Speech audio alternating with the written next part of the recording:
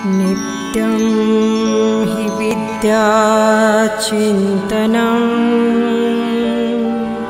विद्यार्थी मित्रांनो, information technology आणि बिझनेस डेटा प्रोसेसिंग या विषयातील पहिलं प्रकरण आपलं डेटा आज आपण या ठिकाणी पाहणार आहोत. मित्र हो, डेटा किंवा माहिती हा शब्द आपण नेहमी ऐकलेला आहे. आपल्या कानावर सतत हा शब्द पडत असतो आणि या शब्दाचा नेमका अर्थ काय आपल्याला बऱ्याचदा कळत नाही. म्हणून डेटा हा शब्द जो आहे, डेटम या इंग्रजी शब्दाचं अनेक वचन आहे आणि डेटमचा अर्थ होतो तथ्य. त्यामुळे डेटा म्हणजे तथ्याचे एकत्रीकरण. डेटा याला माहितीची कच्ची सामग्री समजली जाते, कारण हा जो डेटा असतो हा डेटा अक्षरी स्वरूपात असू शकतो, गणितीय स्वरूपात असू शकतो किंवा चित्ररूप किंवा चिन्हांच्या स्वरूपात सुद्धा असू शकतो. आणि तो विखुरलेला असल्यामुळं, स्कॅटर्ड असल्यामुळं त्यावरून आपल्याला कुठलाही निष्कर्ष काढता येत नाही किंवा त्यावरून कुठलाही प्रश्न आपण सोडवू शकत नाही. अशा या डेटाच्या काही व्याख्या अनेक तज्ञांनी केलेल्या आहेत. महत्त्वपूर्ण व्याख्या आपण या ठिकाणी पाहतो की जी माहिती प्राथमिक स्वरूपात असते, त्यावरून कोणताही निष्कर्ष काढता येत नाही, अशा कच्च्या माहितीला डेटा असं म्हटलं जातं. Data is measured, collected and reported and analysed, whereupon it can be visualized using graphs, images or other analysis tool. Data is a general concept refer to the fact that some existing information or knowledge is represented or coded in some form suitable for better usage of processing. त्याचप्रमाणे आणखी एक व्याख्या आपल्याला डेटाची देता येईल. एखाद्याच्या निष्कर्षाप्रती येण्यासाठी संगणकाला जी कच्ची माहिती पुरवली जाते त्याला डेटा असं म्हटलं जातं. डेटा किंवा माहिती म्हणजे काय, तर एक प्रकारची ती कच्ची माहिती आहे. त्याच्या आधारे आपण कुठलाही निष्कर्ष काढू शकत नाही. तो क्वालिटेटिव्ह स्वरूपाचा असू शकतो, क्वांटिटेटिव्ह स्वरूपाचा असू शकतो.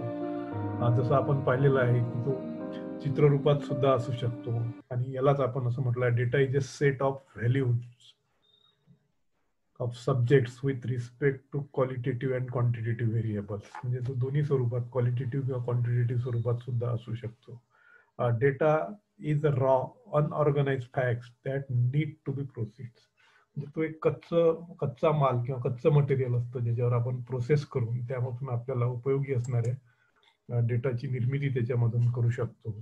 व्हेन डेटा इज प्रोसीड, म्हणजे जेव्हा डेटावर आपली प्रक्रिया केली जाते, तो व्यवस्थित मांडला जातो, त्याची रचना केली जाते आणि तो सादर केला जातो. त्यामुळं त्यातून आपल्याला काहीतरी उपयोगी माहिती मिळू शकते. म्हणून डेटा कन्व्हर्टेड इनटू इन्फॉर्मेशन असं आपण त्याला म्हणू शकतो. तर हा डेटा किंवा माहिती म्हणजे काय असते, याची काही वैशिष्ट्य आपल्याला या ठिकाणी पाहता येईल. डेटा म्हणजे तथ्यांचं एकत्रीकरण आहे, जे स्कॅटर्ड असतं, जे विखुरलेल्या स्वरूपात असतं. असे सगळे तथ्य एकत्रीकरण करणे, संकलित करणे म्हणजे डेटा होय असं म्हटलं जातं.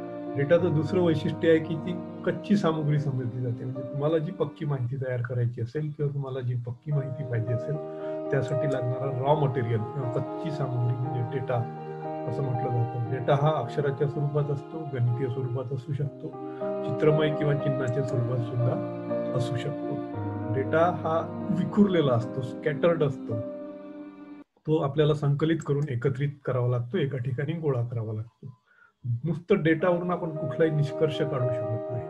जोपर्यंत त्याच्यावर आपण कुठली प्रक्रिया करत नाही तोपर्यंत त्यामध्ये कुठलीही उपयोगिता निर्माण होऊ शकत नाही. डेटा कोणताही प्रश्न सोडवू शकत नाही. डेटावरून निष्कर्षच काढता येत नसल्यामुळं किंवा त्या डेटावर प्रक्रिया केलेली नसल्यामुळं त्याच्या आधारावर आपण कुठलाही निष्कर्ष काढू शकत नाही. आणि डेटा हा प्रारंभिक स्वरूपातील माहिती असं त्याला म्हणतात. ती इनिशिएटिव्ह स्टेजवरची माहिती आहे. त्याच्या आधारे आपण कुठलाही निष्कर्ष किंवा प्रश्न सोडवू शकत नाही. या पद्धतीनं फार पुरातन काळापासून ही माहिती साठविली जाते. कारण की माहिती साठवणे चित्ररूपात असेल, कोरीव अक्षरांच्या स्वरूपात असेल, शिलालेखाच्या स्वरूपात असेल, ती माहिती साठवली जाते.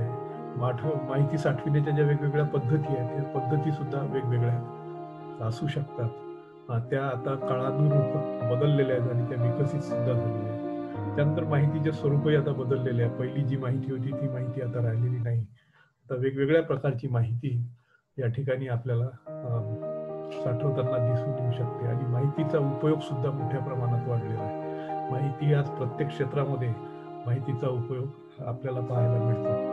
या पद्धतीने आपल्याला या ठिकाणी डेटाची वैशिष्ट्ये, डेटा म्हणजे काय, डेटाची संकल्पना, डेटाच्या व्याख्या आणि डेटाचे वैशिष्ट्ये आपण या ठिकाणी पाहिलेले आहे. बाकी पुढील भागात. धन्यवाद.